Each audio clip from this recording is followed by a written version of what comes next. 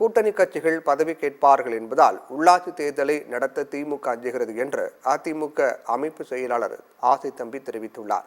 அரியலூர் மாவட்டம் ஜெயங்கொண்டம் சன்னதி தெருவில் மாவட்ட அதிமுக சார்பில் பேரறிஞர் அண்ணாவின் 116வது பிறந்தநாள் பொதுக்கூட்டம் நடைபெற்றது.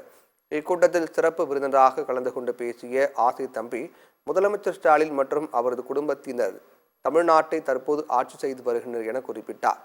திமுகவில் கூட்டணி கட்சிகளிடையே குழப்பம் நீடிப்பதால் உள்ளாட்சி தேர்தலை நடத்த திமுக தயங்குகிறது என்று அவர் கூறினார்.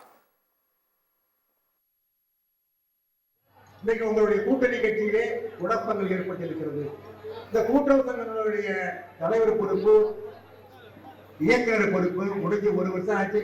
உனக்கு எலெக்ஷன் நடந்த தெம்பு கிடையாது, திராணி கிடையாது. நடத்தினா உங்க கட்சி கூட்டணிக்குள்ள குழப்பம் வந்துடும். இந்த உள்ளாட்சி முடிய போகுது. ஜனவரி 5ஆம் தேதி 2025 பதவிக்காலம் முடிவு கடைசி நாள். 3 மாசத்துக்கு முன்னே செட்டு போகலாம் போயிடும்.